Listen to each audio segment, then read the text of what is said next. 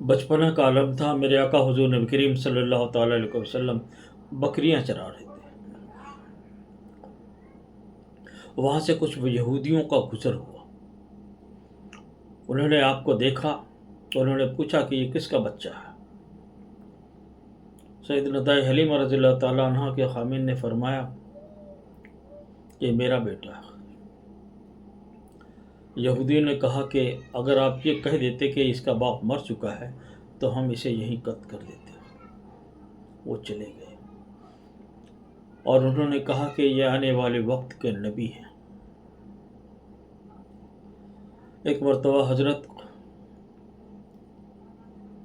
अबू तालिब रज़ियल्लाहु ताला अन्हु आपको लेकर के तिजारत के लिए तशरीफ़ ले गए।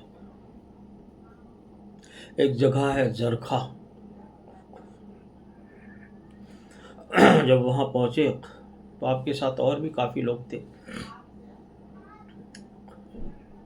वहाँ एक शख्स ने देखा आप सल्लल्लाहु ताला अलैहि वसल्लम को, तो उसने कहा इसमें सरदार कौन है?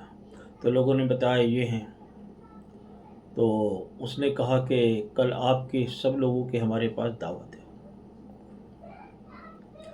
तो दावत आपने कहा तूने तो कभी मुझ पानी भी नहीं पूछा और आज दावत दे रहा, क्या वजह है?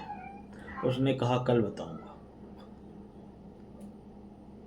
दावत के वक्त सब लोग इकट्ठा हुए, एक दरख्त के नीचे छांव में सब लोग बैठ गए। वो आया, इधर देखा उधर देखा, चारों तरफ देखा, आप सल्लल्लाहु अलैहि वसल्लम मौजूद नहीं।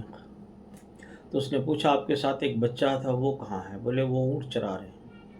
बोले उनको ले आओ। गए, उनको लोग बुला के लेके आए। बोले उन्हीं के वजह से तो दावत दी गई है और वो मौजूद नहीं। जब आप सल्लल्लाहु अलैहि वसल्लम आपको बचपना है, आप तशरीफ़ ले आए तो छाँव जितनी थी उतने में सब लोग बैठ चुके थे, लिहाजा छाँव अब बची नहीं थी कि उसमें आप बैठे। तो आप जहाँ बैठे वहाँ धूप थी। फौरन दरख्त की टहनियों ने पहुँच करके आपके ऊपर साया कर लिया और जिसने दावत दिया था ये वो शख्स सब देख रहा था कि दरख्त आपके तरफ झुक गया और साया कर लिया। वो गया, आप सल्लल्लाहु अलैहि वसल्लम के पीछे से कपड़ा उठाया और देखा मोहर नबूवत। मोहर नबूवत देख करके वो पहचान गया। वो पहले ही पहचान गया था, इसलिए दावत करी। तो उसने फरमाया ये किसका बेटा है? हजरत अबू तालिब रज़ियल्लाहु ताला अन्हु ने फरमाया कि ये मेरा बेटा है। उसने फरमाया नहीं, इनका बाप मर चुका है। उसने कहा तुम सही, आपने फरमाया कि तुम सही कह रहे हो, लेकिन ये मेरे बेटों से बढ़कर के मुझे अजीज़ है। तो दावत हुई, खाना खाया सब लोगों ने। उसने वही हुक्म दिया, वही उसने अपना मशवरा दिया। उसने कहा इस बच्चे को आगे ना ले जाएं, यहूदी देखेंगे तो नुकसान पहुंचा देंगे। आप यहीं से इसको लेकर के वापस चले जाएं। तो आपने अपना सारा माल वहीं बेचा और दिन दिए सब माल बेच करके अपना, और आप वहीं से लेकर के हज़रत मोहम्मद सल्लल्लाहु अलैहि वसल्लम को आप वापस चले आए। तो इससे सबक तो ये मिलती है कि आपको बचपन से भी लोग, बहुत सारे लोग जानने लग गए थे।